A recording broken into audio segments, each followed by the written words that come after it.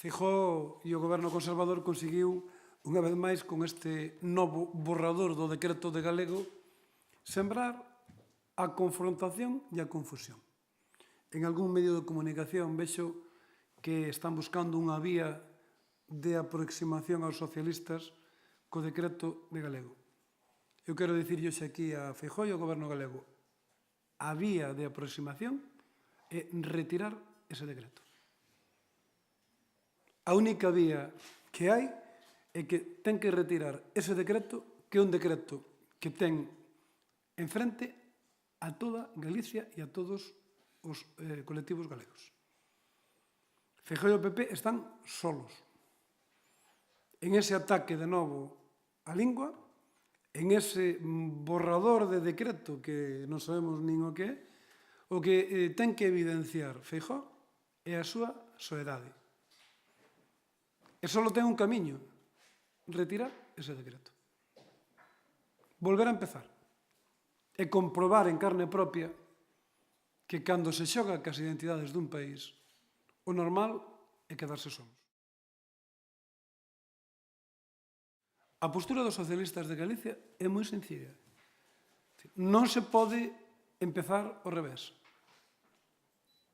Hai un acordo, hai un compromiso escrito dos socialistas galegos na que lle ofrecimos a Feijóo e ao PP un proxecto de buscar un consenso na ordenación do territorio deste país. Como? Pois como se deben de facer. Primeiro, traballando sobre as directrices de ordenación do territorio. E unha vez que sentemos as bases das directrices de ordenación do territorio, traballamos tamén sobre o plan de ordenación do litoral. Conxuntamente. E cando traballemos sentando as normas de uso de directrices de ordenación do territorio, plan de ordenación do litoral, hai que acometer claramente a reforma da Lei do Suelo de Galicia. Iso é facer as cousas concatenadas e con sentido común. Que lle reiteramos aquí?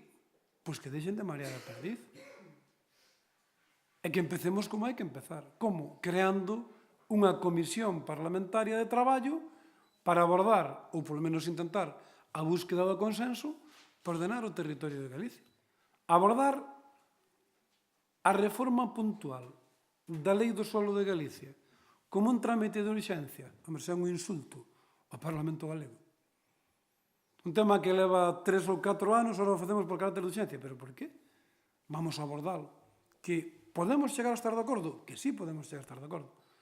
Pero en todo caso creo que volvemos a estar frente a modelos nos que pouco a pouco volvemos a desprotexer o país. Habíamos cerrado a protección dos ecosistemas fluviales, ca paralización das minicentrales. Polo de pronto, vamos a levantalas. Habíamos blindado a costa galega cunha protección preventiva de 500 metros na franja litoral. Polo de pronto, 50% xa vamos a dicir que aí xa veremos. Habíamos protegido os espacios de red natura. Bueno, ao mellor tamén podemos deixar facer plantas de acuicultura. E pouco a pouco, o que vai conseguindo este goberno é ir xusto na dirección contraria da ordenación do territorio deste país. E que deixamos o libre albedrío de cada situación e de cada actor político, concello, provincia, costas, etc., un tema. Temos un compromiso con Galicia, que é sentar unhas bases de consenso da ordenación territorial de Galicia. Por parte do presidente de Galicia, está facendo todo o que é unha antología de dicir unha cousa e facer a contraria, non? Ayer había que ler en algún medio de comunicación ou escoitar que dicía Feijóo que él nunca faría nada para forzar unha fusión en este país. Bueno, pero se toda Galicia sabe que esta lei é unha lei de diseño. É unha lei de diseño para cambiar as reglas de xogo que non conseguiu facer a través do consenso e a través da búsqueda de acordos. Auditoría. Estamos pendentes da auditoría. Permitan que lle recorde o seguinte: quen está facendo esta auditoría? Unha empresa na que a encargada do Análisis de Fusións se chama Elena Pisonero, exdiputada do Partido Popular en Madrid, persona de confianza de Rodrigo Rato, e que é a que vai a emitir os informes sobre a fusión ou non fusión.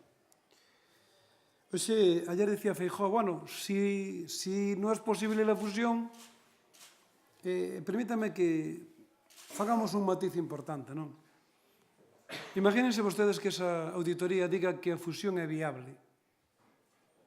Diferencia entre viable e recomendable. Hombre, é viable ir de Santiago a Ourense por a Guardia? É viable. O recomendable é ir por Lalín, que casi sempre se chega antes. Iso que quere dicir?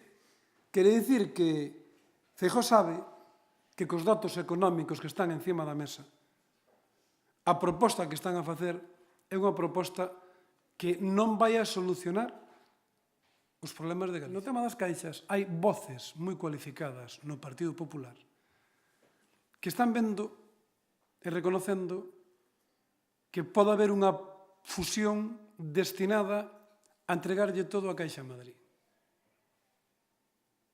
E aí me empezan a encaixar a min as cousas.